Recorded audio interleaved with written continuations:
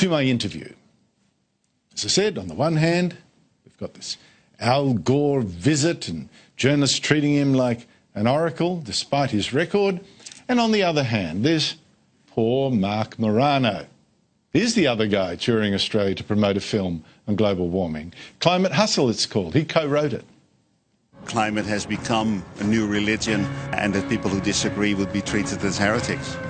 I think they should be enjoying 3 hots and a cot at The Hague with all the other war criminals.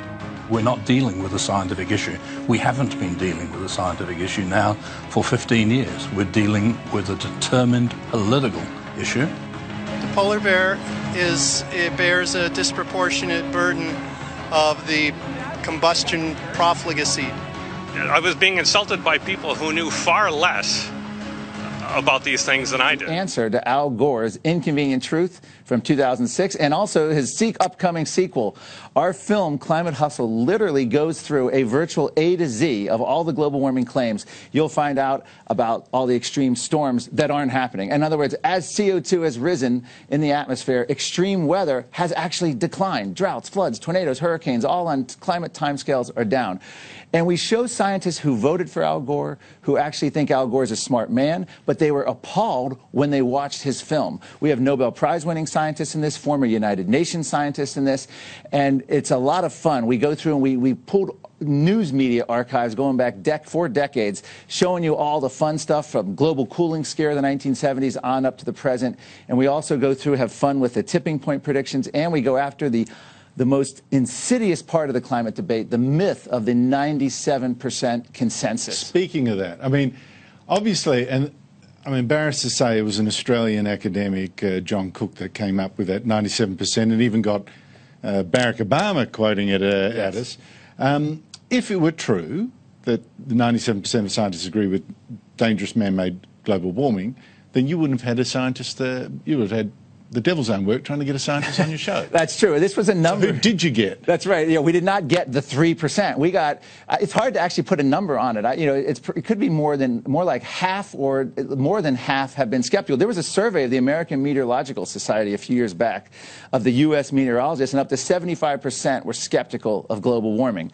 Now, what happens is in the film, we actually go directly after the Australian John Cook. We feature Richard Toll, the lead United Nations author of the climate report, actually comes out and says the 97% figure was quite literally pulled from thin air. And he says it just crumbles when you touch it. And I think he was among the 97% that was counted as skeptical in his own show. Well, and I know a friend of mine, Nir Shaviv, who's an Israeli scientist, one of the top in his field, was also in that 97%. To his amazement. What happens is they ask such bland questions. Dr.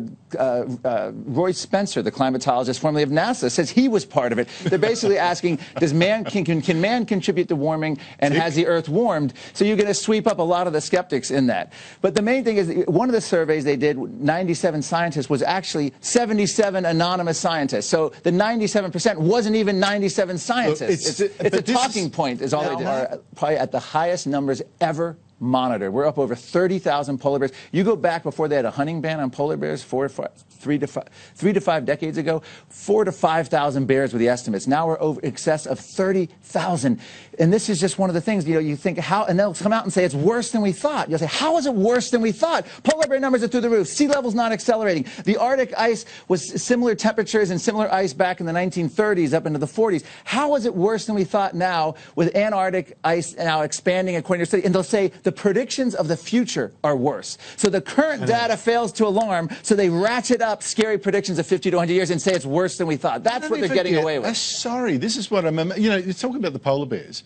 Don't forget, this was an iconic image of the global warming scare, to the point where Coca-Cola ran a special series of cans with a polar bear on it, with proceeds, I think, going to World Wildlife Fund or one of those groups, Save the Bears. Yes. You know, there's never a whoops, sorry moment. Or have you captured that in your film? No, they never apologize. In fact, Al Gore, others, whenever they're confronted with failed predictions of the past, they sort of do a misdirection and they'll say, oh, well, I could never have predicted X, Y, Z that would happen. And what they'll do with the polar bear specifically, they'll use anecdotal evidence. They'll find a polar bear that might float up on the ice and's dead, or one that's looks really thin, and then they'll claim, oh, look at this, the polar bears are bad. They never look at the big picture.